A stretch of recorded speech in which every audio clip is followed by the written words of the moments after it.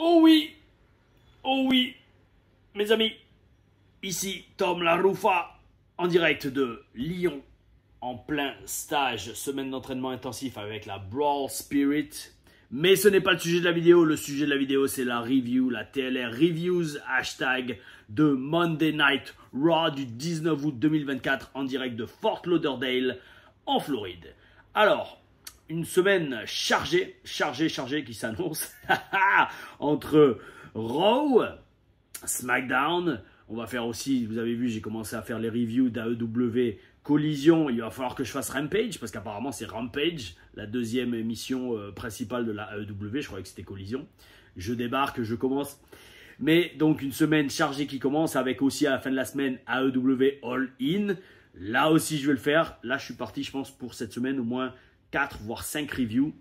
Oh oui, bel esprit. Donc commençons cette semaine super chargée avec Raw, Monday Night Raw en direct de Floride. Alors Fort Lauderdale, pour ceux qui ne connaissent pas trop, c'est au nord de Miami. Parce que dans une des reviews de la semaine dernière, je précisais que quand il y avait des enregistrements télé en Floride, c'était en général soit Orlando, soit Tampa, soit Miami. Là, Fort Lauderdale, c'est quasiment considéré comme Miami pour ceux qui sont en Floride.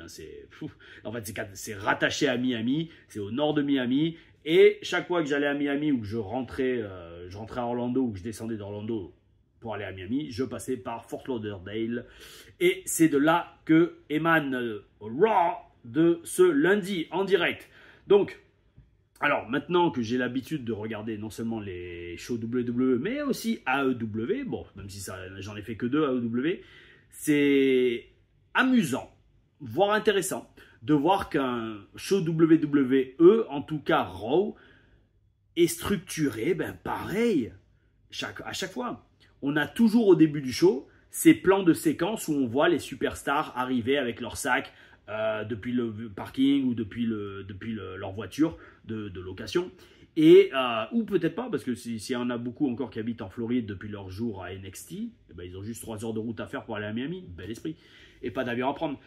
Mais ouais, il y a toujours 2 ou 3 séquences où on voit les superstars arriver avec leur sac, et ça c'est pas mal d'un point de vue télévisuel, parce que ça permet aux commentateurs d'annoncer ce qui va arriver dans la nuit ou de répéter ce qui s'est passé la semaine d'après.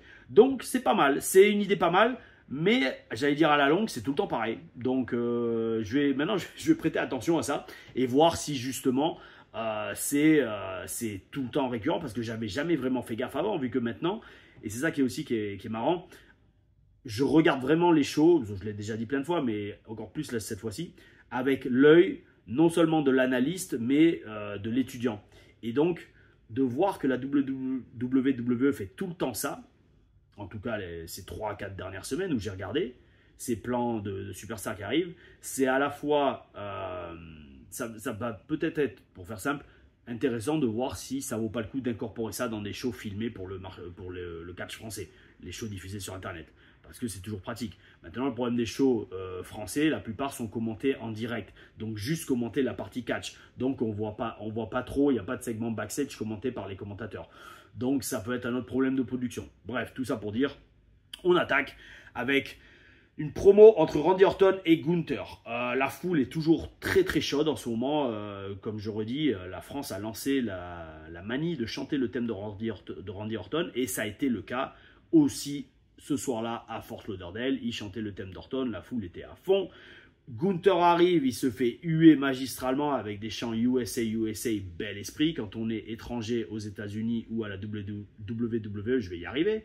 WWE, c'est ça en fait, c'est parce que j'ai envie de dire WWE, mais quand je dis WWE en français, c'est pas la même mécanique et exercice linguistique. Et je parle linguistique vraiment par rapport à la langue physique, le muscle. Bref, tout ça pour dire, ça commence, oh oui, quand on est étranger à la WWE, ça sera plus simple, c'est super d'avoir la hit USA, USA, parce que limite vous n'avez rien à faire, vous allez vous faire huer, et ça c'est top, parce que peu importe ce que vous fassiez, vous serez hué, et le mec en face de vous, s'il est américain, se fera acclamer, parfait pour le babyface en face. Alors, promo donc qui est là pour faire mousser leur match à Bash in Berlin, qui est dans 2 semaines si je dis pas de bêtises. Gros problème que j'ai eu avec cette promo, c'est que les 2 catcheurs sont très bons en promo. Gunther et Orton, ils sont bons dans ce qu'ils font. Mais le texte était dégueulasse. Dégueulasse parce que c'était du niveau maternel. Je suis désolé de dire ça, Mais franchement, là, c'était vraiment, ça volait au ras des pâquerettes. Est-ce que c'est parce qu'il n'y a rien de vraiment solide entre les deux? Est-ce qu'ils n'ont rien trouvé d'autre de mieux, les scripteurs, j'imagine, parce que c'est les scripteurs qui ont dû écrire ça, je pense. Par exemple, un exemple, pourquoi je dis que c'est niveau maternel. Randy Orton commence à dire oui, alors Gunther, au début ça devait être juste pour le prestige du titre, mais maintenant tu as fait ça personnel quand tu t'en es pris à ma famille. Ok, d'accord, allez, ça passe, ça peut passer. Mais Gunther il arrive, et Gunther, qui est censé quand même être l'un des plus grands catcheurs de la planète aujourd'hui, il dit grosso modo, ouais, le fait que tu m'aies mis un RKO la semaine dernière, de nulle part, mais toi aussi tu as fait ça, t'as rendu ça personnel. Et rien que pour ça, je t'assure que plus jamais de ma vie je me prendrai un RKO. Et qu'à Bash in Berlin, je vais te faire très mal. Frérot, excuse-moi, mais t'es le champion du monde, poids lourd. Tu es un des catcheurs les plus violents de la planète.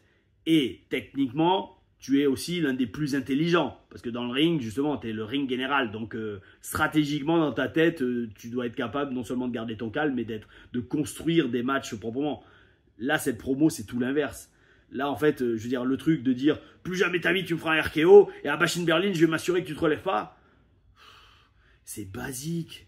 C'est vraiment râler pas crête. En fait, personnellement, je ne sais pas pour vous, dites-moi dans les commentaires si vous avez ressenti le même sens, le même ressenti vis-à-vis de cette promo, mais c'était au ras des pâquerettes. J'attendais plus d'une promo comme ça entre deux superstars aussi talentueuses que Orton et Gunther, et là on a un truc, c'est genre, oh la semaine dernière tu m'as fait mal, ben moi je vais te faire mal aussi. C'est exactement pareil, c'est la vibe que j'ai eue. Ah, je sais pas. Et surtout qu'après, de toute façon, je vais en reparler. Mais vous verrez, c'était complètement le jour et la nuit entre cette promo-là et la promo entre André McIntyre et CM Punk. Je sais pas. Franchement, je sais pas. Bon, après, ça ne retire rien au talent de Gauthier. C'est vrai, Gauthier plutôt que Gunther. Et donc, la promo se termine avec une attaque de Louis Empereur.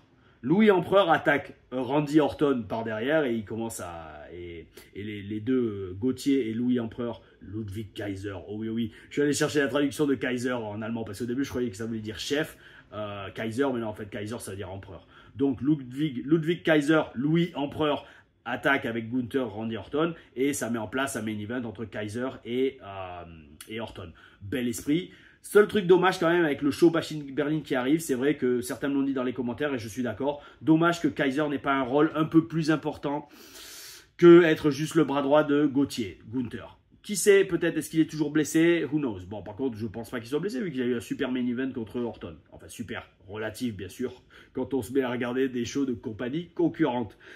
Donc ça a été le début du show pour lancer Monday Night Raw. S'ensuit un singles match entre Sheamus et mon futur, j'ai envie de dire, petit canard noir. On dit ça, c'est canard noir, Black Duck. Enfin bref, je pense un des futurs sur lequel je vais commencer à faire une fixation. Pete Dunne. Donc, Dunne travaille la main de Sheamus qu'il a blessé la semaine dernière avec son shillelagh. Je suis très mitigé sur ce match. Ok, la foule a chanté This is awesome, mais en général, bon, vous savez, c'est pas parce que la foule chante This is awesome que c'est pour les bonnes raisons. Des fois, ils vont chanter This is awesome parce qu'ils voient 50 000 prises faites d'affilée sans queue ni tête. Bon, ok, ça plaît à la foule, tant mieux, c'est ce qu'il faut quand même, divertir la foule. Mais de temps en temps, c'est peut-être pas pour les bonnes raisons qu'ils chantent This is awesome. Mais qui suis-je pour juger de ça ? Je suis juste un mec qui fait ça depuis 20 ans et qui a catché dans plus de 25 pays. Donc Pete Dunne travaille la main de Sheamus. Je suis très mitigé sur ce match parce que j'ai l'impression qu'ils veulent pousser Pete Dunne jusqu'à la lune. D'où Michael Cole qui dit à la fin du match « Pete Dunne looked fabulous in this match ». Ouais. Le problème, c'est que c'est le même problème que j'ai avec notre ami Johnny Gargano. C'est que Pete Dunne dans le ring, si vous plissez un peu les yeux, vous avez l'impression de voir un enfant dans le ring face à Sheamus. Alors ok, Sheamus fait presque 2 mètres de haut, d'accord. Mais en attendant, justement, quand vous affrontez un mec aussi grand et aussi balèze, non seulement vous adaptez votre catch, vous adaptez votre match, et vous essayez aussi, bien évidemment, de travailler votre physique. Je vous redis, Pete Dunne ressemble à un gamin de 15 ans. Et c'est pas du tout crédible. Et encore plus, quand le mec, il prend en powerbomb Sheamus. Je comprends pas. Je comprends pas. Alors oui, peut-être Sheamus est pote avec Pete Dunne et veut le faire mousser. Ok, d'accord, frérot. Mais là, tu tues complètement toute la vibe du match. S'il n'y a rien de crédible avec Pete Dunne qui prend en powerbomb Sheamus et qui lui fait un powerbomb. Il n'y a rien de crédible là-dedans. Enfin bref, pareil. Et niveau offense aussi, c'est pareil. Pete Dunne qui tabasse Sheamus, qui lui met des claques, ça n'a rien de storytelling en fait. Tout ce que ça me dit, c'est que Pete Dunne est complètement débile en fait, dans son personnage. Parce que c'est comme si vous affrontez un lion. Est-ce que le lion, il est un peu groggy, vous allez lui mettre des claques? Alors le lion, qu'est-ce qu'il y a? T'es énervé? Alors tu t'énerves? Le lion, il va revenir, il va vous dévorer. Ça n'a rien de crédible, ça n'a rien d'intelligent dans l'histoire du match. Enfin, moi, c'est pas du tout ça que je ferais avec un mec aussi grand. Avec un mec de ma taille, oui. Ou alors avec un mec un peu encore plus petit, bien évidemment. Mais un mec qui fait 2 mètres de haut et que si je sais, je le laisse revenir dans le match, il va littéralement me tuer. Non, je fais pas ça. Enfin, je sais pas, ce match, j'étais là, je faisais... Ouais, bof, sans plus. Aussi, un autre problème, et ça pareil, ça c'est une question de psychologie, mais pareil, il faut réfléchir dans la vie, et je sais pas si des gens le disent sur internet, je crois que c'est Lance Storm à la base qui me l'avait dit. J'ai un problème avec les catcheurs qui ont des protège-dents. En fait, voilà, non, voilà. Lance Storm ne l'avait pas dit comme ça, mais Lance Storm nous avait dit au tout début de mon entraînement en 2006, faites gaffe quand vous faites des gimmicks de fighter de MMA ou de lutteur. Parce que le problème, c'est que les mecs qui font par exemple des gimmicks genre, ouais, moi je suis un fighter de MMA, je me tape pour de vrai. Ouais, mais donc en fait, tu veux dire quoi? Tu veux dire que tous les autres, notamment des mecs comme Undertaker, Kane ou quoi, eux, ils tapent pas pour de vrai? Tu réfléchis avant de parler, amigo? Et surtout avant de lancer une gimmick de MERDE. Et donc là, c'est pareil avec les mecs qui ont des protège-dents. Lens nous avait pas dit ça comme ça, mais moi, c'est la même réaction que j'ai. Alors, je sais que bien évidemment, dans le sac, je vais inclure des mecs comme Cesaro, enfin, Claudio Castagnoli, que je respecte 10 000 fois plus qu'un Pete Dunne. Mais pour tout, son physique, son catch, tout et surtout les histoires qu'il raconte, et sa carrière aussi. Mais le problème des mecs qui ont des cure-dents, c'est que... des protège-dents. Des protège-dents. Désolé, j'ai pas eu beaucoup de sommeil. Hein. J'ai fait tout le week-end en Italie. Hier, on a commencé les entraînements. J'ai pas pu dormir beaucoup, mais je me suis levé très tôt pour regarder Raw avant d'attaquer la deuxième journée d'entraînement à Brawl Spirit. Mais tout ça pour dire, les mecs qui mettent des protège-dents, ça a l'air de dire quoi? Ça veut dire que tous les autres qui en mettent pas, c'est qu'ils sont... Alors, soit ils sont plus forts que toi, c'est-à-dire qu'ils n'ont pas besoin de protège-dents pour pas se péter toutes les dents. Ou alors, ça veut dire que toi, dans ta tête, c'est du vrai, mais ça l'est pas dans la tête des autres. Enfin, voilà, je comprends pas. À moins, alors là, encore une fois, que le mec ait eu des problèmes de dents et qu'il veuille se protéger les dents. Là, oui, je comprends. Là, dans ces cas-là, ça a du sens. Mais si c'est juste pour faire, ouais, moi, je suis un dur, je me tape pour de vrai, je mets un protège-dents, mec, c'est complètement débile, en fait, de faire ça. Parce que là, en fait, tu défèques sur tout le reste du roster et sur toutes les autres gimmicks. Alors, peut-être, c'est ton choix, mais ça, c'est ce qu'on appelle en catch, être dans le business pour soi-même. C'est-à-dire, être égoïste et complètement oublier que tu fais partie d'un show, tu fais partie d'un ensemble et qu'il faut protéger l'ensemble du show, surtout si t'es pas main eventer, amigo. Bref, c'est mon avis, il vaut ce qu'il vaut. Oh oui, oh oui. Bon, donc par contre, j'ai aimé la fin. La fin, ça, par contre, oui, bel esprit, j'ai bien aimé quand Sheamus, il a la main coincée derrière le turnbuckle et là, il arrache ça et bam, bro kick, 1, 2, 3. C'est pareil, c'est du cinéma. J'ai vu d'ailleurs dans ce match un autre plan qu'ils font de plus en plus à la WWE, quand vous avez le heel qui se la pète et là, très doucement derrière lui, il y a le babyface ou son adversaire qui apparaît. Ça, c'est un plan très cinématographique. Bel esprit, c'est pas mal. Visuellement, c'est très joli. Et aussi bien aux commentaires que pour l'histoire qu'on raconte du match, c'est top. Ça montre le heel qui est débile. Ouais, je me la pète. Et là, hop, et là, qu'est-ce qui se passe derrière? Il y a le mec qui est derrière. Franchement, bel esprit. Et donc, la fin avec Sheamus qui arrache le turnbuckle, c'était comme dans un film. C'est pas mal. J'ai bien kiffé. C'est le genre de truc qu'on voit dans les films genre Expendables, que je me suis tapé il y a pas longtemps sur... Canal+, je crois. C'est ça le système de VOD Canal+. Un petit segment backstage avec New Day et le heel turn de Xavier Forêt qui se confirme. Bel esprit. Franchement, là, ils font une très belle histoire. Après, voilà, là aussi, comme je dis toujours, quand vous avez un mec talentueux, aussi bien en promo, mais en expression faciale et qui a de la personnalité comme Xavier Forêt, Xavier Woods, franchement, ça passe crème. Le mec a une richesse de palette d'expression faciale et d'émotions qu'il peut transmettre qui sont top. Et c'est pour ça que ce mec a été signé très tôt à la WWE et qu'il y a encore. Et bel esprit total. Et d'ailleurs, comme incroyable qu'il n'ait jamais eu de titre solo. Je pense que peut-être qu'il était confortable dans sa situation, qu'il faisait de l'argent, qu'il était tranquille avec le New Day et qu'il avait sa chaîne YouTube, qu'il a toujours sa chaîne YouTube qui marche de folie. Bel esprit. Mais incroyable que le mec ait jamais eu de titre solo. Parce qu'en plus, à la TNA, il marchait bien. C'était... comment il s'appelait Apollo Creed? Non, pas Apollo Creed. Creed quelque chose. Creed. Bon, bref. Bon, il s'appelait Creed, ça je sais. Mais bref, à TNA, c'est là qu'il a explosé. Et après, il s'est fait signer en développement à la FCW. Il marchait déjà bien. Donc, ce heel turn va être énorme. Suite à ça, un super clip vidéo pour faire mousser Bron Breakker. Il le présente comme le futur. J'y crois beaucoup. Je crois beaucoup que Bron Breakker peut aller très très loin et qu'il va faire très très mal. Peut-être même mal entre guillemets, comme un Randy Orton. Le seul truc maintenant qu'il va falloir faire très attention à Bron Breakker, parce que là je commence à le voir tout de suite, c'est que pour l'instant, essayez, j'allais dire de me suivre. Surtout pour, entre guillemets, les fans. Pas les catcheurs, parce que les catcheurs, j'en parle tout le temps. Et si vous avez de l'expérience dans le ring, vous allez comprendre ce que je veux dire. Surtout d'une grosse expérience. Mais pour les fans, comprenez. Bron Breakker est one-dimensional pour l'instant. C'est-à-dire qu'il n'a qu'un seul, entre guillemets, il n'a qu'une seule couche à sa personnalité et à son personnage. Grosso modo, c'est un badass et il détruit tout sur son passage. Ok frérot, il n'y a pas de problème, tu peux aller très très loin à la WWE en faisant ça. Mais c'est exactement comme je disais il y a quelques semaines quand je parlais des mecs qui brillent parce qu'ils sont juste gros et balèzes.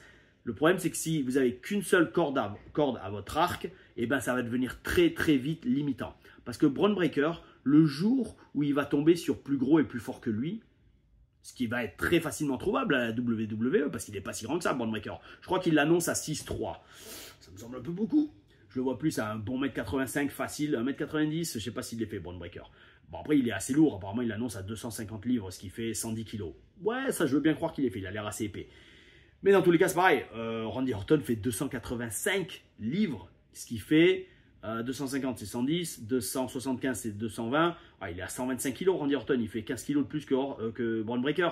Donc là, pareil, s'il commence à booker Bron Breakker comme un destructeur face à des mecs, ou alors parlons d'Odyssey Jones, qui fait 380 livres, qui fait quasiment, combien? Allez, 50 kg de plus que Bron Breakker. C'est pareil, là, c'est ce que je dis exactement pour Pete Dunne. S'il book Bron Breakker comme un destructeur face à des mecs comme Odyssey Jones, ou même Bronson Reed, visuellement, ça va faire... Parce qu'en fait, Bron Breakker, il a cette gimmick, entre guillemets, d'être le modern day Goldberg. Le Goldberg des jours modernes, des temps modernes. Voilà, le Goldberg des temps modernes, exactement. Avec beaucoup plus de talent que Goldberg.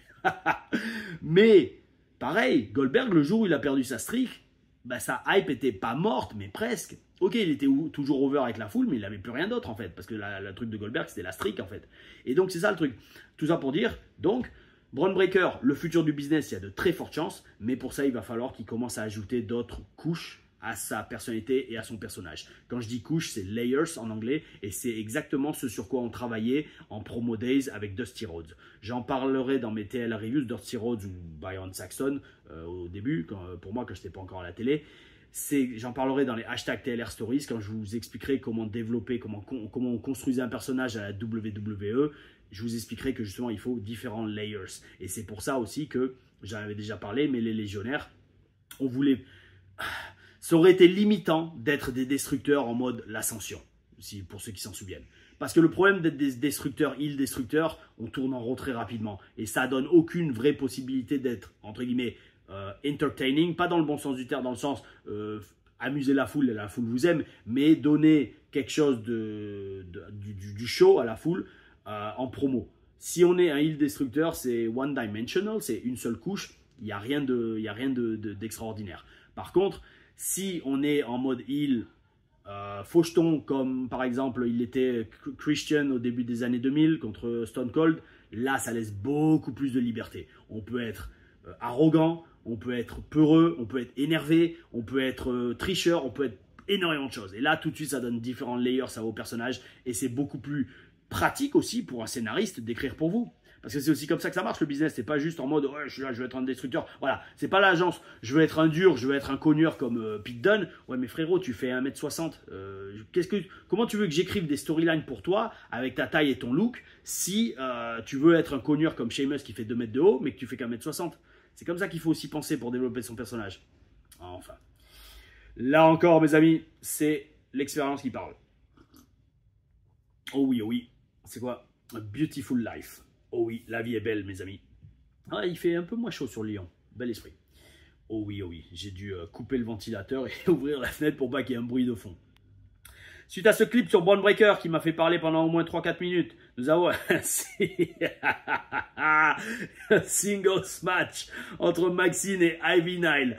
Je rigole parce que franchement, pour ce match-là, j'ai mis à la vitesse x1. Parce que je me suis dit, ouh là là, ça je veux le voir. Ça je veux voir ce match. Non pas pour voir s'il y a des loupés forcément ou quoi, mais je veux vraiment voir si Maxine Dupri avait progressé.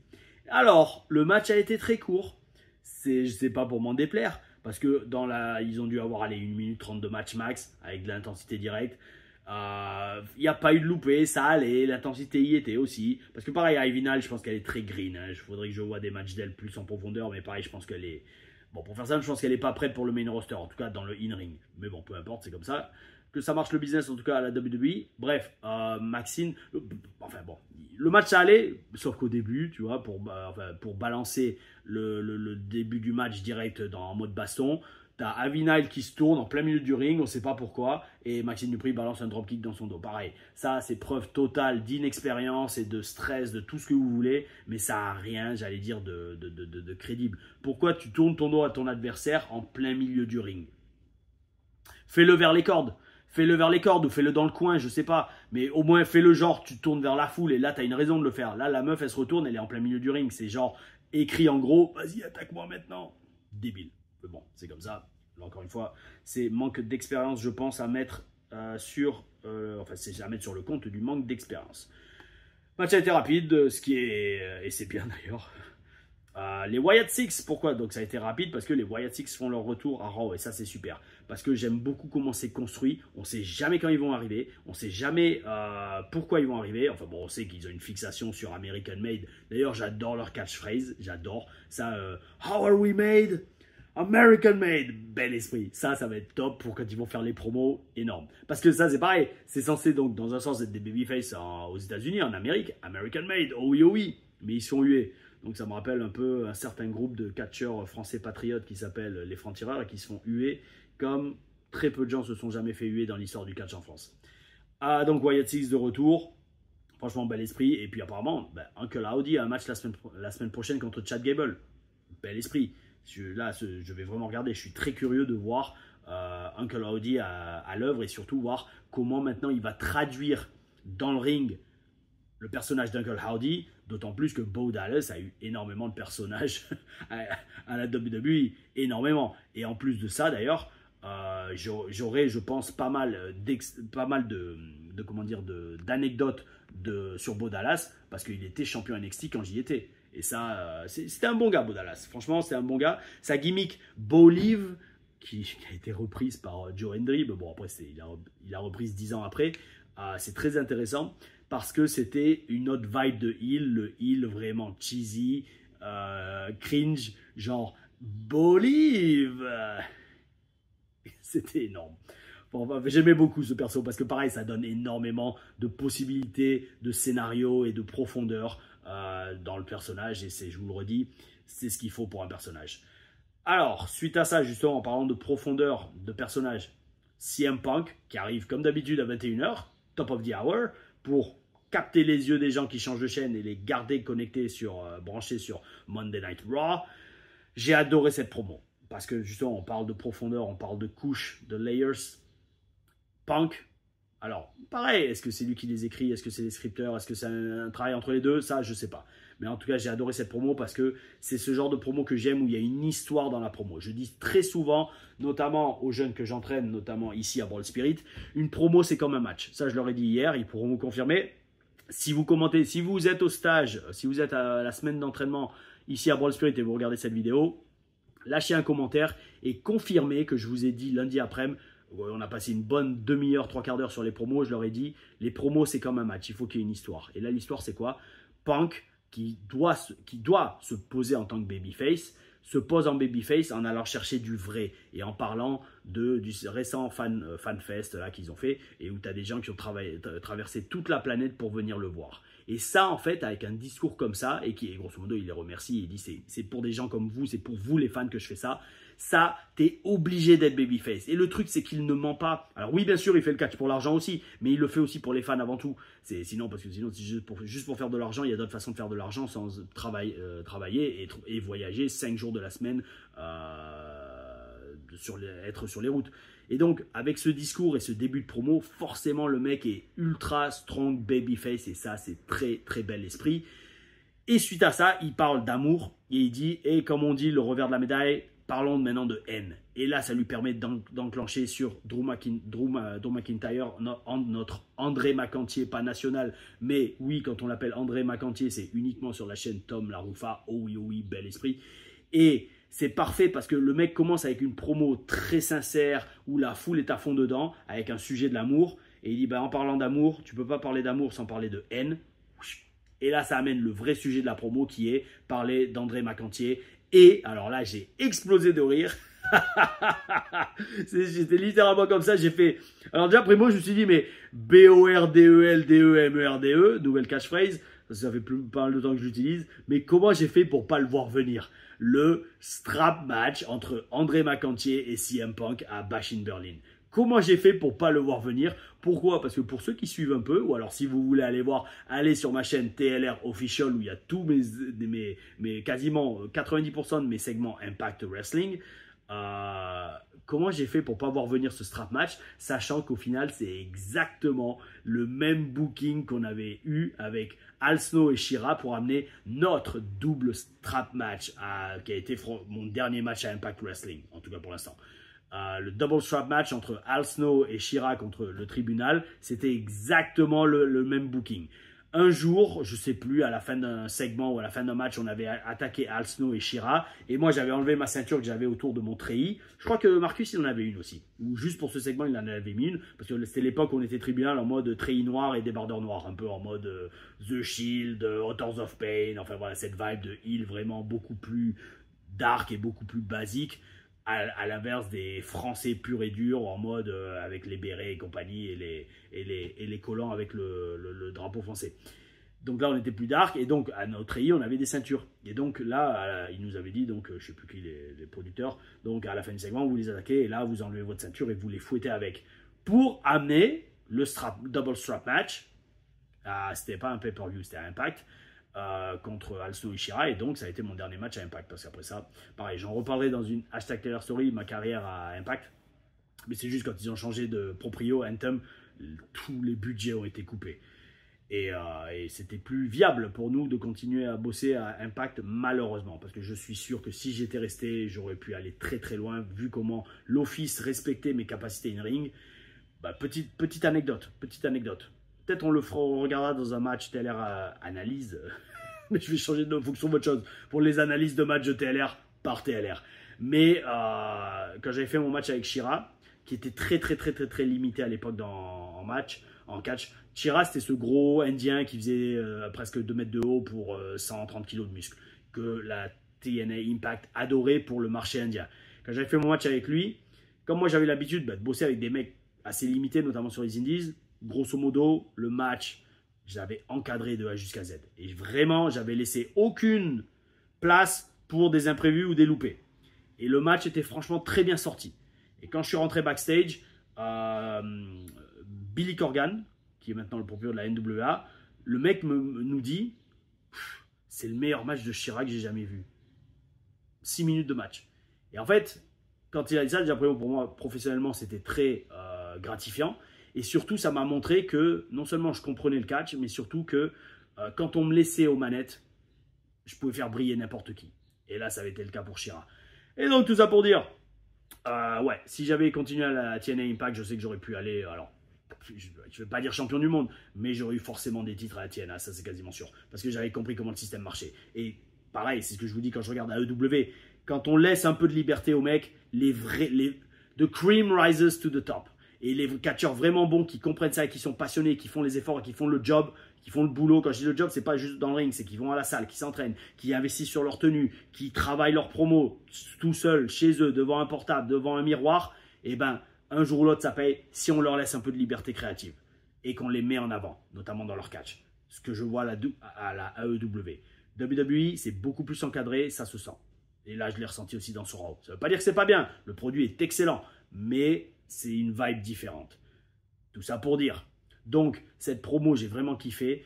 En fait, il y a tellement de couches différentes dans cette promo. CM Punk, des fois, il rigole, mais on sent que c'est un rire énervé. Drew McIntyre, il se la pète, mais après, d'un autre côté, il va être super énervé aussi. C'est ça, en fait, qui m'a fait un contraste total avec la promo de Gunther et Orton, par exemple. En fait, cette promo, elle était excellente avec Drew McIntyre et CM Punk. Mais en fait, la promo pour le titre de champion du monde, elle, par contre, elle m'a laissé complètement de marbre. Genre, c'est tout ce que vous avez. Et donc, c'est très intéressant de voir que sur le même show et pour deux feuds principales, mais une qui devrait être encore plus principale, c'est celle pour le titre de champion du monde, et ben les promos, c'est le jour et la nuit. Cette feud et cette promo était top. Et le strap match, ça va être pas mal. Ça, je peux vous dire, le strap match, ça fait mal. La structure, pareil, quand j'ai fait mon strap match avec Al Snow, j'en reparlerai quand j'en ferai mes vidéos sur ça, mais avec Al Snow, ce jour-là, j'ai énormément appris. Surtout quand on a préparé le segment et le match. Al Snow, c'est un esprit énorme pour le business. Et c'est ça que j'essaye de retranscrire avec cette chaîne. Bien évidemment, je ne me mets pas au niveau d'Al Snow. Ça, non. J'allais dire, je le ferai jamais. Je ne sais pas encore ma carrière, ce que me réserve ma carrière. Je bosse toujours très dur.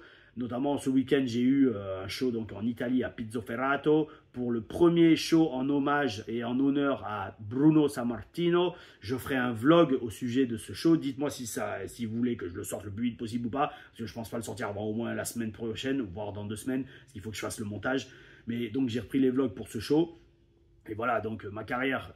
En fait, je suis toujours de plus en plus étonné dans ma carrière. Surtout que j'ai eu 2 matchs sur ce show avant-hier. J'étais KO, on n'a quasiment pas dormi. Mais voilà, ma carrière, il y a toujours des nouveaux trucs qui arrivent. Jamais j'aurais cru que j'aurais été faire un show dans la ville, dans le village. C'est même pas une ville, c'est le village. Vous le verrez sur les vidéos, c'est minuscule le truc. C'est magnifique, j'adore cette ambiance. On dirait un petit village des collines italiennes, françaises, arrière-pays niçois. C'est exactement la même vibe.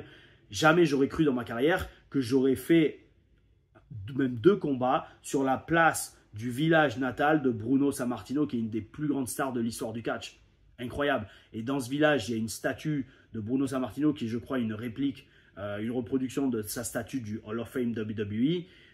Pareil, c'était énorme, une expérience énorme. Donc tout ça pour dire, je ne sais pas si, j'allais dire, je ne me compare pas à Alsto, non, mais je ne sais pas où ma carrière va me mener, je ne sais pas comment elle va continuer à évoluer. Dans tous les cas, Al Snow, c'était un esprit top pour le business et c'est ce que j'essaye de retransmettre avec cette chaîne et avec ces reviews pour non seulement que, et j'adore quand vous me dites dans les commentaires, merci Tom, c'est super, tu changes ma vision du business, mais dans le bon sens du terme. Et maintenant, je regarde les choses différemment. C'est super parce que c'est un des gros problèmes d'Internet, c'est que ça donne accès et ça donne la parole à trop, j'allais dire d'imbéciles, oui, d'imbéciles. Des gens qui parlent sans se mettre à la place des autres. Et donc, partie de là, si moi, je peux vous donner justement à travers mon expérience et mes reviews, mes ressentis, vous faire comprendre comment, j'allais dire, un vrai acteur du business voit le business donc comme dans un sens, comment les fans devraient le voir aussi, parce que c'est une question, j'allais dire, d'échange. C'est d'échange et surtout de se mettre à la place d'autrui avant de parler. Et ben c'est mission accomplie. Donc merci encore pour vos commentaires, pour votre soutien et pour votre suivi de la chaîne. C'est toujours une agréable surprise de voir que les compteurs grimpent, le nombre de vues, le nombre d'abonnés. Donc oh oui, merci à vous les gars et on continue. Après cette promo, il y a un 6-man tag match entre New Day et Odyssey Jones et le testament final, oui, Final Testament et pas testicule. Alors, pareil, ce match, pourquoi je dis chaque fois pareil? Parce qu'en fait, chaque segment m'apporte quelque chose et chaque segment me donne des commentaires à vous donner et à vous expliquer comment ça marche. J'ai adoré ce match parce que c'est un exemple magnifique de comment raconter une histoire à travers le catch. L'histoire, c'était quoi? L'histoire, c'est que Final Testament ici, c'est l'élément qui aide à faire avancer la storyline pour le New Day. Des fois, c'est comme ça. Des fois, c'est en catch et très souvent en tant que heel d'ailleurs. C'est pour ça que je vous disais, il faut demander c'est quoi mon histoire. Toi, ce soir, ton histoire, c'est juste de faire briller le Revival et de leur permettre de trouver leur groove en équipe. Ça avait été les instructions qu'on avait eues la première fois qu'on a catché contre eux et la première fois qu'ils ont eu un match en équipe. Scott Dawson et Dash Wilder, c'était à la WWE je crois. Bref, FTR, le Revival. La première fois qu'ils ont eu un match, c'était contre les légionnaires français, pas Dawson et Rusev bien sûr. Et les instructions du match a été, vous les gars, les Français, vous devez grosso modo aider Revival à trouver leur groove et trouver leur moveset et trouver leur dynamique en équipe. Leur dynamique en équipe. Et ben ça a été notre job ce soir-là. On n'était pas là pour briller, on n'était pas là pour faire un match, un 5-star classique, on était là pour leur faire avancer la carrière de Revival. Et ben là, c'était pareil pour le Final Testament. Ils étaient là pour faire avancer la storyline du New Day. Et là, cette storyline, c'est quoi? C'est le match commence. Je crois que c'est Xavier Woods qui est dans le ring. Et là, tu as Karrion Kross qui dit non, non, non, non, moi je veux pas te faire de mal, je suis ton pote. Fais rentrer Kofi Kingston. Là, Kofi rentre. Kofi fait tout le match. Alors, énorme nuit de boulot pour Kofi Kingston qui fait tout le match. Quasiment les 3/4 du match pour le New Day.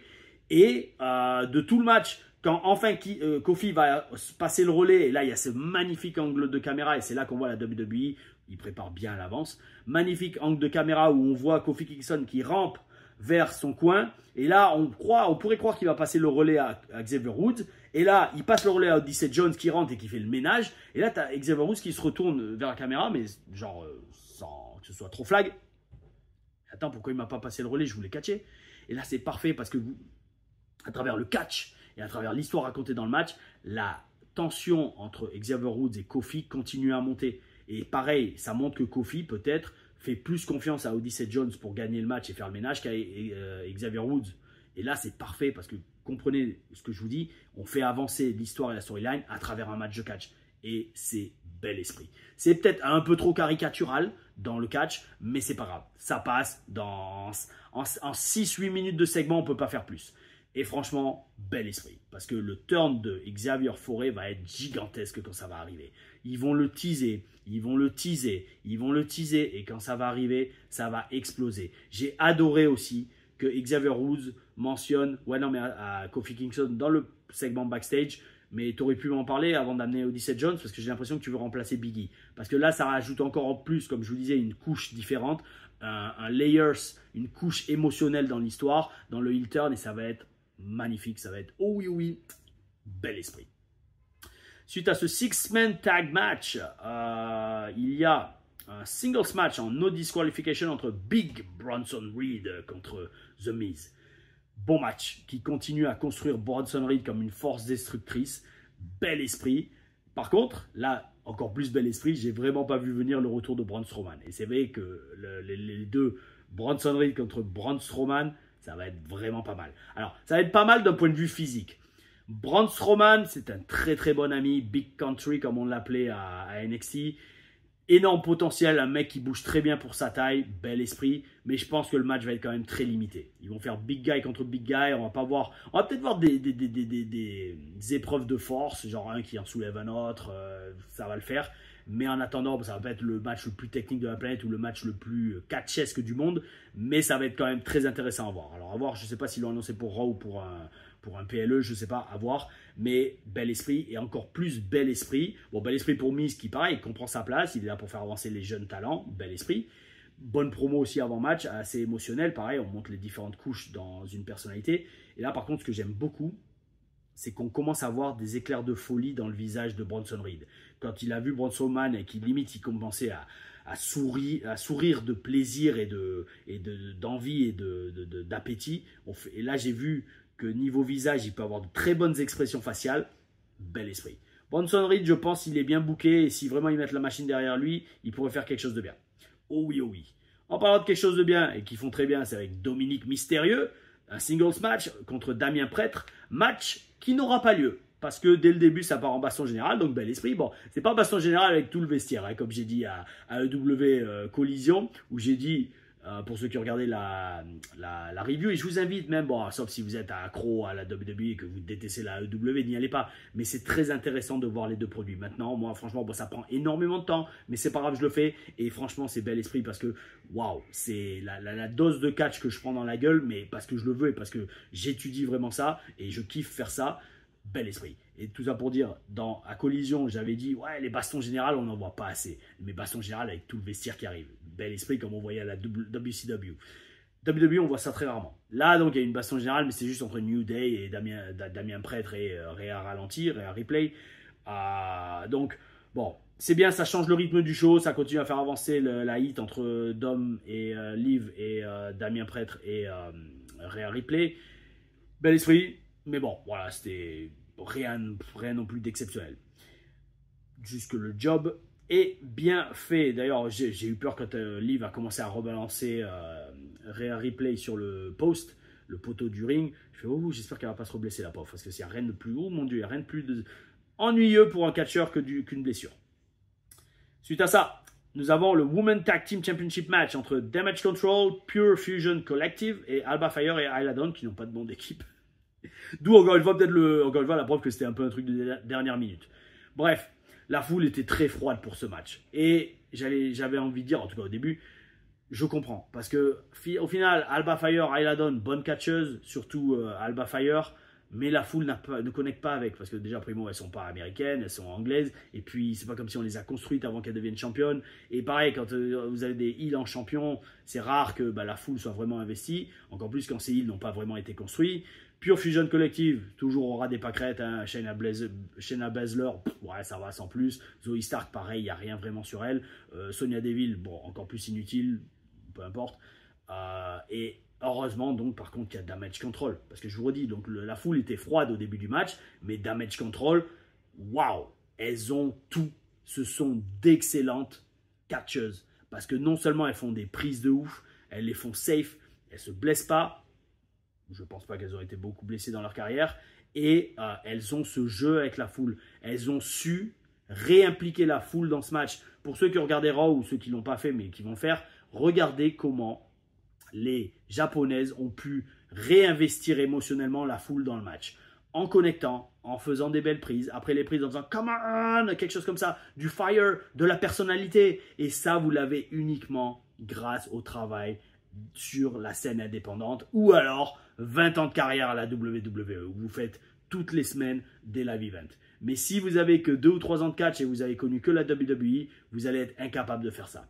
Parce que je vous le redis, là on voit que ces catcheuses, Io Sky et Kairi Sane, on voit qu'elles ont derrière elles des années d'expérience, notamment au Japon, où parfois les foules sont peut-être silencieuses, même très souvent, mais qu'il faut savoir quand même les impliquer. Japon, même, je pense qu'elles ont dû catcher quand même aux États-Unis ou en Europe, de temps en temps.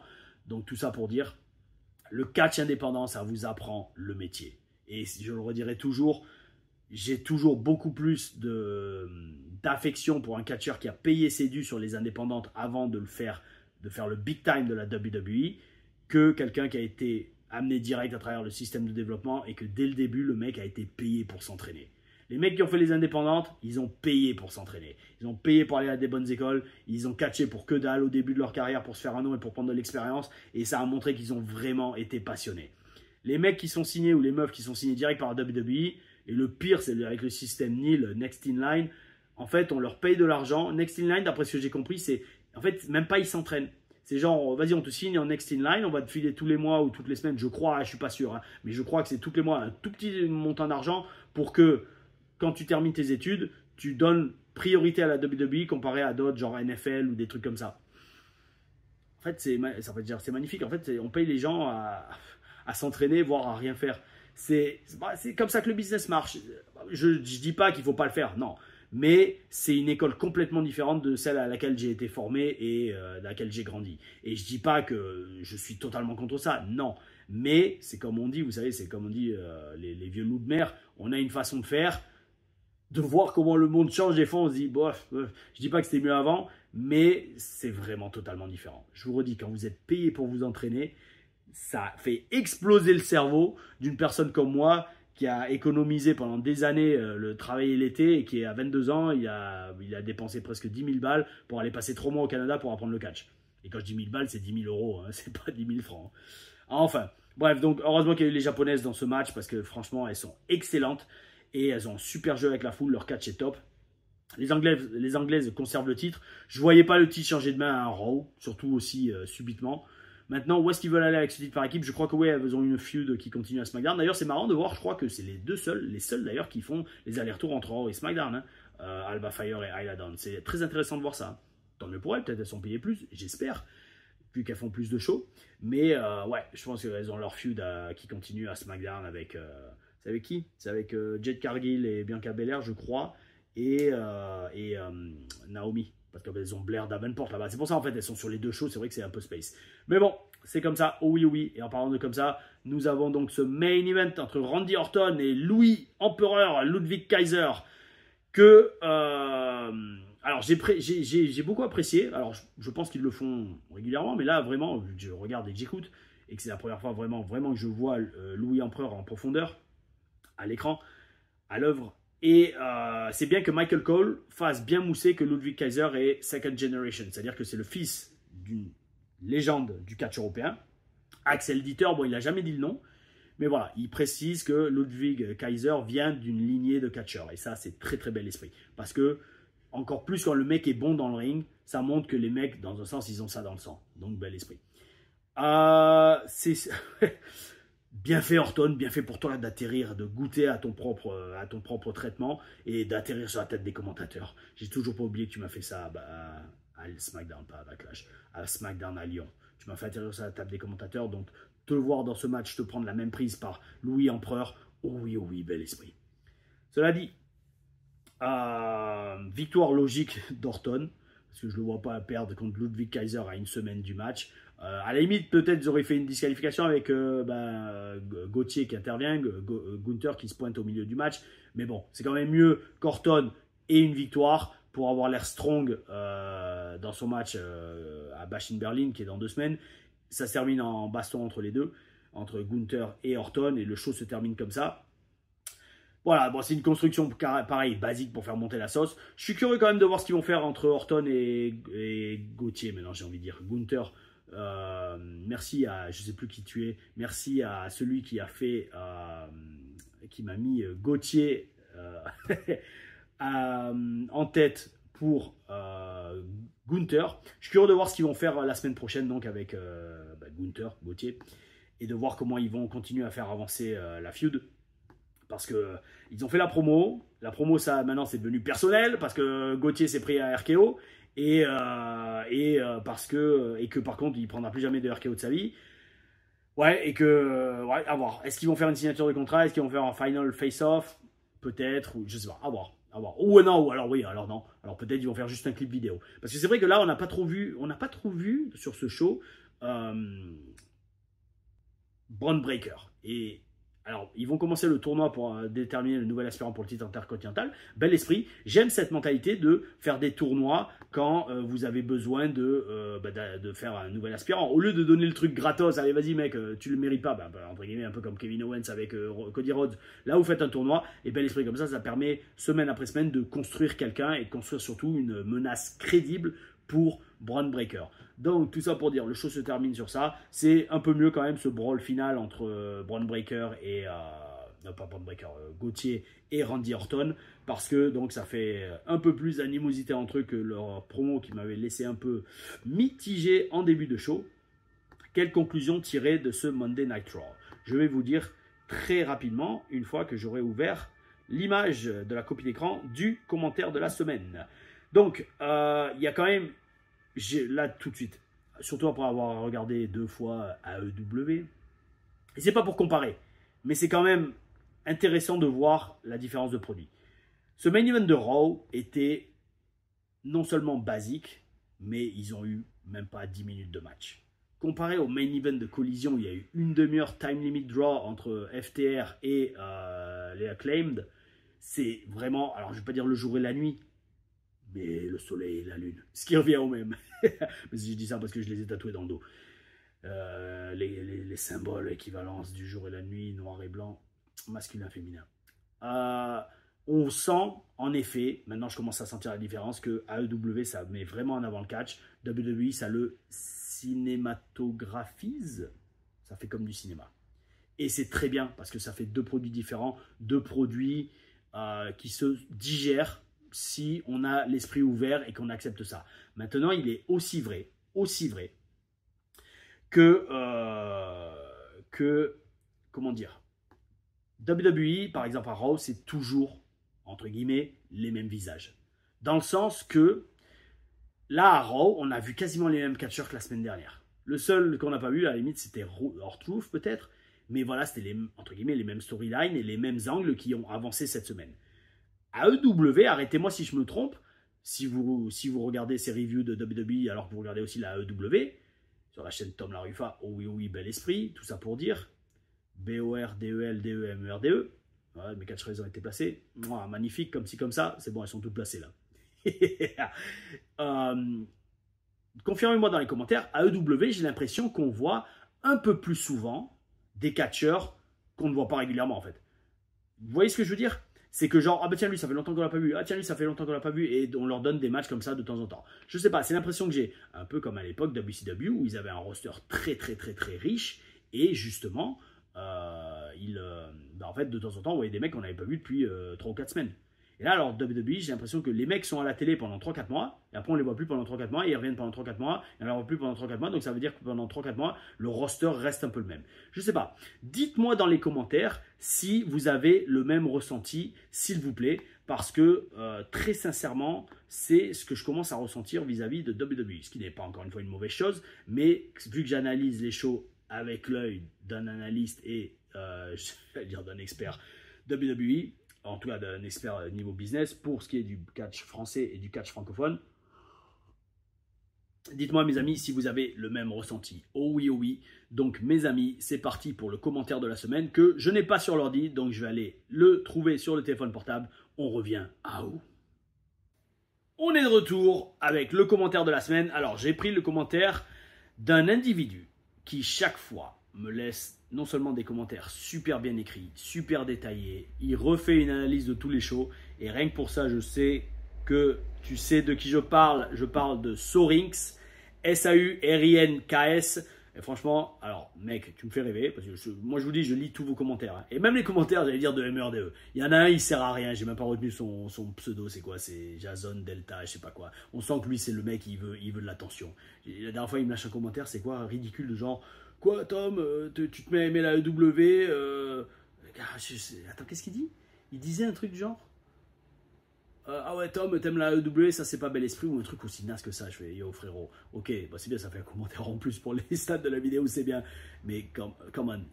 Le truc c'est, je crois que j'en ai même pas, j'en ai plus qu'un ou deux maximum qui font des commentaires nazes. Après je dis, attention, c'est votre droit, les amis, liberté d'expression. Mais soyons constructifs, échangeons. Ne soyons pas des gamins. Oh oui, oh oui. Et bref, un qui n'est pas un gamin, c'est Sorinks, parce qu'il fait des messages ultra longs à chaque fois, avec vraiment des points très intéressants. Je ne réponds pas à tous, mais en attendant, ça fait plusieurs fois qu'il me repose cette question, donc là je l'ai prise, et je l'ai prise aussi parce que ça fait un parallèle pareil entre AEW et WWE. Donc ta question Sorinks, encore une fois, merci pour tous tes commentaires, je ne vais pas les relire, je vais juste lire ta question. Alors tu dis « Ah où ?» Et la question: aurais-tu fait ce personnage du Spartiate si tu étais resté à la WWE? Et aimerais-tu l'amener si tu te faisais signer dans une grande compagnie, WWE, AEW, TNA, CMLL, New Japan, Pro Wrestling? Alors, je crois que j'en avais déjà un peu parlé dans une vidéo. Et ça va rejoindre beaucoup de points que j'ai abordés dans cette vidéo et dans d'autres. Tu vas comprendre, amigo. Alors, est-ce que ce personnage, j'aurais aimé le faire? Alors, il y a deux volets. Est-ce que j'aurais aimé le faire et est-ce que j'aurais pu le faire? C'est deux trucs totalement différents.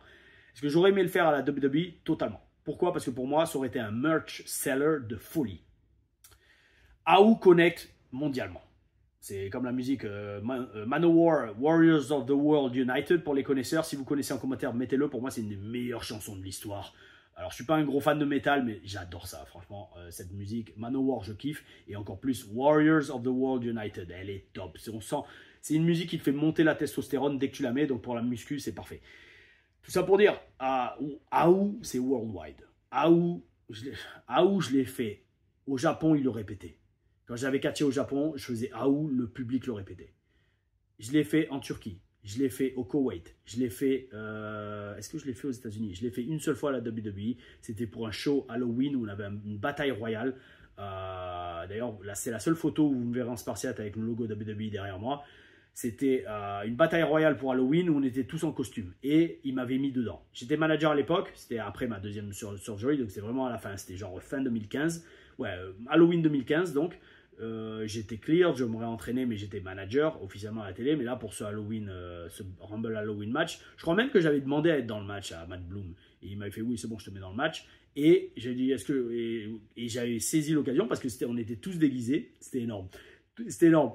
Moi, je m'étais déguisé en Spartiate, mais parce que je voulais avoir des images de moi en Spartiate dans un ring WWE et surtout voir si AU connectait avec un public live event NXT. Et ça l'a fait. les gens l'ont répété. Les gens ont répété Aou, surtout que je suis rentré en premier. Je suis rentré en premier, moi en Spartiate, Aou, Aou, Aou, Aou. Je crois que j'avais eu le thème de Sin Cara. Ouais, c'est ça, parce qu'il fallait un thème trouvé. Alors sur le moment, on a pris le thème de Sin Cara, celui qui était assez mystérieux. C'était pas mal.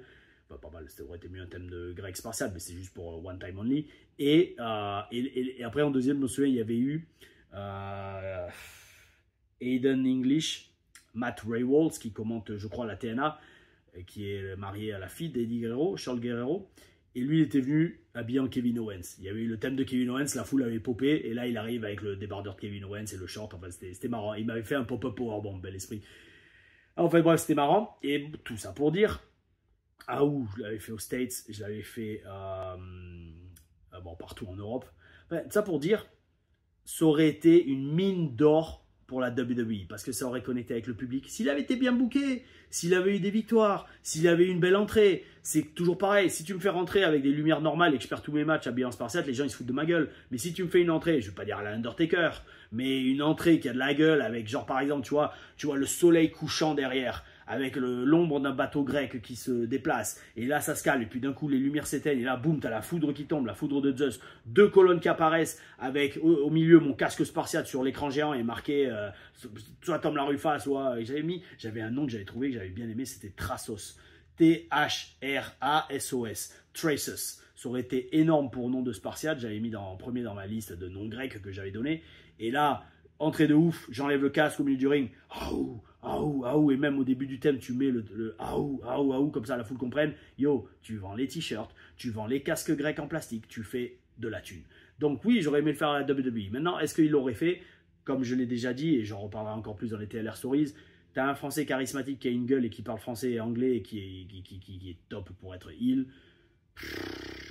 Laisse-le en français peut-être, c'est peut-être mieux pour le marché français, je sais pas. J'ai eu un jour une discussion avec Dusty Rhodes, mais ça j'en parlerai dans mes hashtags TLR Stories. Peut-être une vidéo, ça sera mes interactions avec Dusty Rhodes, Triple H et Vince McMahon. Ça pourrait être pas mal. Dites-moi si ça vous intéresse comme sujet de vidéo. Ça pourrait être pas mal. Mais j'avais eu une discussion avec Dusty Rhodes one-on-one au sujet de ce personnage. Et pour savoir ce qui en est ressorti ou pas, il faudra regarder cette vidéo hashtag TLR Stories. Oh oui, oh oui. Et deuxième partie de ta question, est-ce que tu aimerais l'amener si tu te faisais signer par une autre grande compagnie? Alors franchement oui, mais là donc on en revient à ce que je disais, c'est les différences de layers, de couches. Le truc du Spartiate commercialement c'est top, ça va connecter avec n'importe quelle foule, je le sais, ça dépend de l'entrée, ça dépend de la musique, mais ça va connecter si c'est bien fait et ça va vendre du merchandising, ce qui est top pour tout le monde. Mais maintenant d'un point de vue storyline et scénaristique, c'est très très très limitant, parce que un Spartiate, un guerrier, ne doit pas montrer trop d'émotions, justement. Un Spartiate ne peut pas être peureux. Un Spartiate ne peut pas être émotionnel. Un Spartiate, bon, oui, éventuellement, tu peux faire des storylines où il tombe amoureux d'une autre diva ou d'une catcheuse, peut-être, why not. Mais, ouais, bon, ça risque de tourner très vite en rond. Un Spartiate ne peut pas être se la péter au micro comme un Shawn Michaels. Enfin oui, il pourrait s'il est heal, mais bon, en fait le problème de ce personnage, c'est que ça serait trop limité niveau storyline. Donc c'est le truc à double tranchant. C'est ok, est-ce que je veux le faire parce que j'aime ça et parce que ça peut vendre du merch, mais d'un autre côté ça va vite tourner en rond et ma carrière risque de tomber très rapidement, pas aux oubliettes, mais je risque d'être mis de côté parce que mec, on ne sait plus comment écrire pour ton personnage. Alors qu'à l'inverse, pour un mec comme Tom LaRufa, et là on le voit très bien notamment à la Rix chez les francs-tireurs, les possibilités sont illimitées. Et croyez-moi, vous n'avez encore rien vu de ce que va faire Tom LaRufa à la Rix, ou dans le catch français, ou dans le catch mondial. Oh oui, Sorings, merci pour ta question, et merci pour tous tes commentaires. Merci à vous tous pour tous vos commentaires. Merci de regarder les vidéos et toujours de continuer à non seulement donner de la positivité, mais surtout de montrer que ça vous intéresse. N'hésitez pas, continuez à lâcher commentaires, à lâcher les likes et à vous abonner. Oh oui, Tom LaRufa qui va aller se préparer pour cette deuxième journée de stage ici à Brawl Spirit à Lyon. Et on se verra très probablement pour la review de AEW Dynamite, qui donc, si c'est le mercredi soir, sera sûrement là, oh oui, jeudi dans la journée.